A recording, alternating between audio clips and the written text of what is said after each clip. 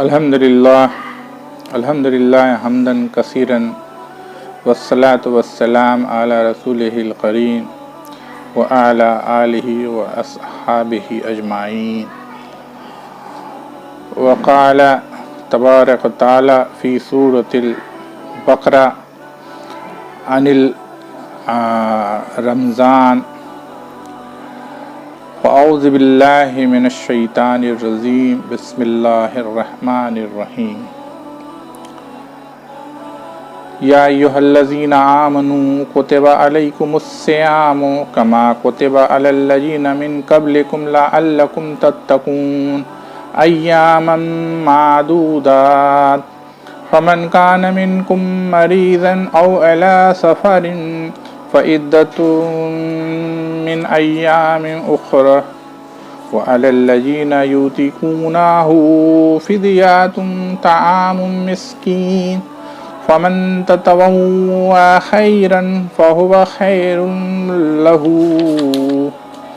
وان تصوموا خیر لکم ان کنتم تعلمون.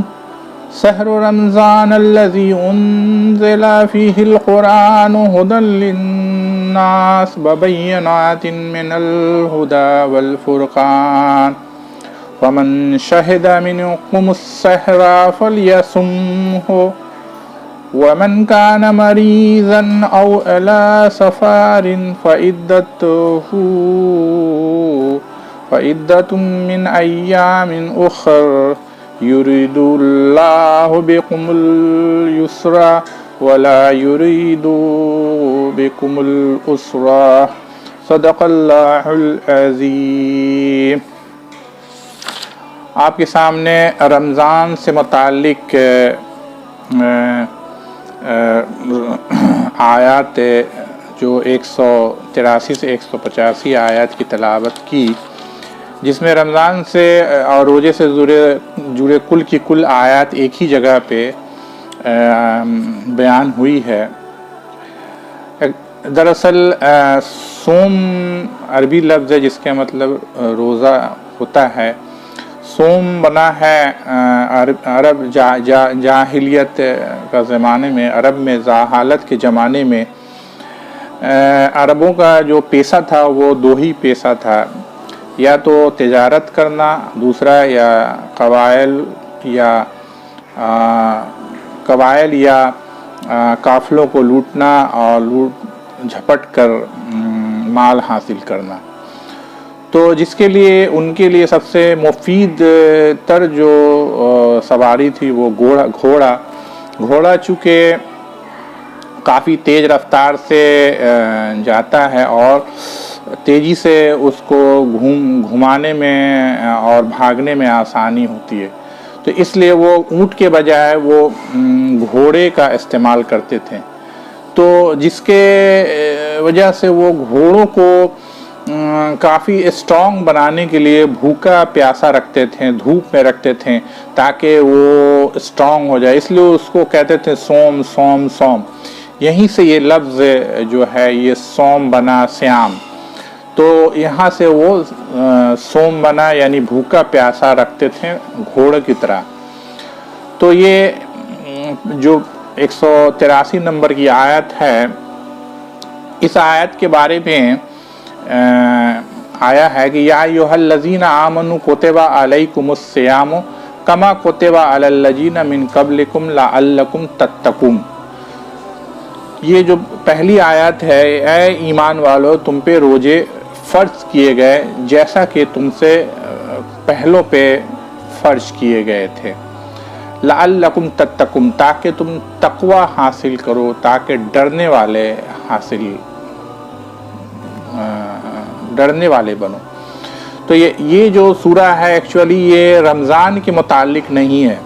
یہ آیات جو ہے رمضان سے جڑی ہوئی آیات نہیں ہے. یہ جب رمضان کا روزہ فرض نہیں تھا، جب رسول اللہ صلی اللہ علیہ وسلم مکہ سے مدینہ ہجرت کر کے آئے تو وہاں پہ یہودی لوگ بھی، یہود کے 3 قبائل تھے، تو 3 قبائل بنو کنکاہ، بنو نجیر اور بنو قریظہ، یہ 3 قبائل تھے، وہ بھی روزہ رکھتے تھے، یوم عاشورہ کا روزہ رکھتے تھے۔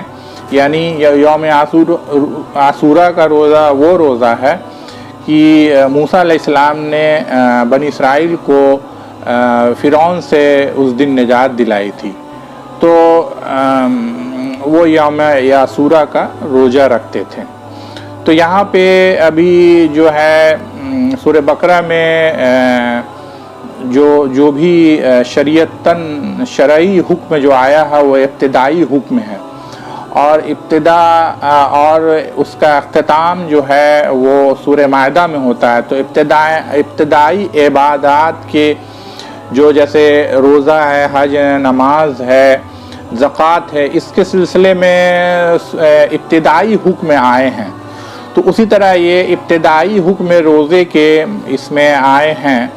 رمضان سے قبل یہ آیات کے بارے میں نہیں، بلکہ یہ جو ہے یہ آیات جو ہے 183 نمبر کی آیات ہے کہ یا ایھا الذین آمنوا کتب علیکم الصیام کما کتب علی الذین من قبلکم لعلکم تتقون، اے ایمان والو تم پہ روزے فرض کیے گئے ہیں جیسا کہ تم سے پچھلوں پہ، تاکہ تم تقوی حاصل کرو، ڈرنے والے بنو۔ ایامن معدودات، یہاں پہ آیا ہے اس آیات میں ایامن معدودات، گنتی کے چند روز، یعنی ایامن معدود کا عربی میں معنی ہوتا ہے 3 سے 9 روز کا روزہ۔ تو ابتدائی ابھی مسلمان جب مدینے میں آئے تو روزہ کا کوئی گمان نہیں تھا، مکہ میں جب تھے تو ان کو پریکٹس کرانے کے لیے یہ روزے کو اللہ نے حکم دی کہ اس طرح یہ روزے رکھے تاکہ پریکٹس ہو، تاکہ آنے والا جو رمضان ہے جب روزے فرض ہوں گے 30 دن کے، تو اس سے قبل وہ پریکٹس ہو جائے روزے رکھنے کے لیے۔ تو یہ ابتداً حکم میں آیا ہے کہ روزے رکھیں ایامن معدودات، گنتی کے چند روزے، یعنی 3 یا 9 یہ کل ملا کے بنتا ہے مہینے میں۔ آگے آیا فمن کان منکم مریضن، اور تم میں سے جو بیمار ہو، او علی سفر، اور جو سفر میں ہو، فعدۃ من ایام اخر، تو وہ دوسرے بعد میں رکھے، وہ روزے کو پورا کرے، بعد میں بھی پورا کر سکتا ہے اگر وہ اس وقت نہ رکھے۔ وعلی الذین یطیقون فدیۃ طعام مسکین، اور وہ نہیں رکھیں روزے، اگر نہیں رکھیں تو ایک مسکین کو اس کے بدلے میں کھانا کھلائیں، طعام مسکین آیا ہے۔ فمن تطوع خیرا فہو خیر لہ، یعنی اگر تم جو لوگ بڑھ چڑھ کر خیر کا کام کرنا چاہتے ہیں، اپنے خوشی سے، راضی خوشی سے اور بھی بڑھ چڑھ کر، تو فہو خیر لکم، تو ان کے لیے خیر اور بھلائی ہے اس میں۔ مطلب یہ ابتدائی روزے کے حکم کے بارے میں یہ تفصیلات آئی ہے۔ وَأَن تَعْصُومُوا خَيْرٌ لَكُمْ إِن كُنتُمْ تَعْلَمُونَ، اور یہ کہ تم اگر روزہ رکھ لو تو یہ تمہارے لیے بہتر ہے اگر تم جانو اس کو تو، مگر مطلب ہے کہ چھوٹ تو دی گئی ہے وہاں پہ شروعاتی مطلب میں کہ ایک مسکین کو کھانا کھلائے اس کے بدلے میں، اور اس سے زیادہ بھی کچھ خیر اور نیکی کر لے تو وہ بہتر ہے۔ لیکن یہ بھی آگے بھی اللہ تعالیٰ یہ بھی کہہ رہے ہیں کہ اگر تم وَأَن تَصُومُوا خَيْرٌ لَكُمْ إِن كُنتُمْ تَعْلَمُونَ، اگر تم روزے رکھ لو تو یہ تمہارے لیے بہتر ہے اگر تم جانو تو۔ اب آیا یہاں سے 184 نمبر آیت سے شروع ہوتا ہے رمضان کے بارے میں جو روزے کی فرضیت آئی ہے۔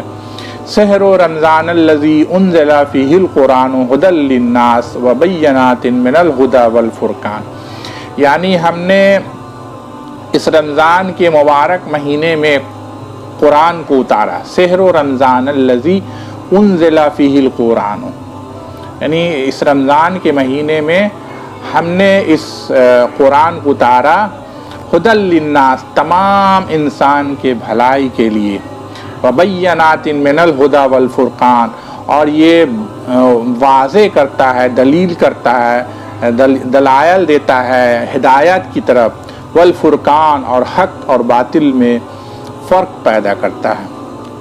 تو یہاں سے رمضان کے روزے کی فرضیت شروع ہوتی ہے۔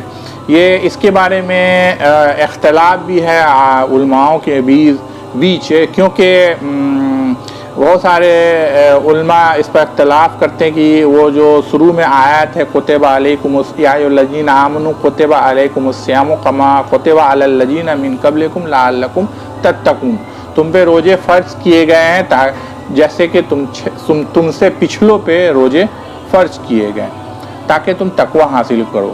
تو بہت سارے عالموں کا اختلاف ہے کہ یہ جو حکم ہے وہ رمضان کے روزے سے جڑی ہوئی ہے، جبکہ وہاں پر یہ واضح طور پر یہ بتا دیا گیا ہے ایامن معدودات، گنتی کے چند روزوں، یعنی ابتدائی جو حکم روزے کا آیا تھا رمضان سے پہلے اس کے بارے میں۔ اور یہ باقی بہت سارے عالم بھی، اور تفسیر ابن کثیر میں بھی اس بات کو واضح طور پہ کھول کے لکھا ہے امام ابن کثیر نے کہ یہ آیات جو ہے دونوں میں قریب کافی لمبا فصل ہے پیریڈ کا، یہ بعد میں اتری ہے، رمضان کا حکم پھر بعد میں آیا ہے، شہر رمضان الذی سے یہ رمضان کے بارے میں یہ حکم آیا ہے۔ تو یہاں پہ آیا ہے رمضان میں شہر رمضان الذی انزل فیہ القرآن ھدی للناس، یعنی ہم نے اس قرآن کو رمضان مبارک کے مہینے میں نازل کیا ہے، ھدی للناس تمام انسانوں کے ہدایت کے لیے، وبینات من الھدی، اور یہ ہدایت کرتا ہے، واضح کرتا ہے ہدایت کو، والفرقان اور حق اور باطل میں فرق پیدا کرتا ہے۔ فمن شہد منکم الشہر، اور تم میں سے جو اس مہینے کو پائے، فلیصم ہو، تو اس میں وہ روزہ رکھے۔ یہ واضح طور پر یہ رمضان کے بارے میں ہی یہ آیات بتا رہی ہے صاف طور پہ۔ پھر آگے یہ ریپیٹ بھی ہو رہا ہے یہ آیت، ومن کان مریضا او علی سفر، اور جو تم میں سے بیمار ہے یا سفر میں ہے، فعدۃ من ایام اخر، تو وہ بعد کے دنوں میں اس کو پورا کرے۔ مطلب یہ دوبارہ پچھلی آیت میں بھی یہ بات آئی تھی ہو بہو، یہاں پر بھی یہ رمضان کے روزے کے بارے میں ہو بہو یہی بات پھر رمضان کے بارے میں آتی ہے۔ یرید اللہ بکم الیسرا، اللہ تم سے آسانی چاہتا ہے، ولا یرید بکم العسرا، نہ کہ تم سے سختی چاہتا ہے۔ تو کہنے کا مطلب ہے وَلِتَكْمِلُوا الْعِدَّةَ وَلِتُكَبِّرُوا اللَّهَ، اگر اسے پورا کر لو اس عدت کو تو یہ تمہارے لیے بہتر ہے، اللہ کے لیے، اللہ کے نزدیک۔ عَلَى مَا هَدَاكُمْ وَلَعَلَّكُمْ تَشْكُرُونَ، اور جو اللہ نے تمہیں ہدایت دی ہے، مَا هَدَاكُمْ وَلَعَلَّكُمْ تَشْكُرُونَ، تاکہ تم شکر گزار بن سکو۔ قرآن حکیم ونفعنی وإیاکم بآیات والذکر الحکیم۔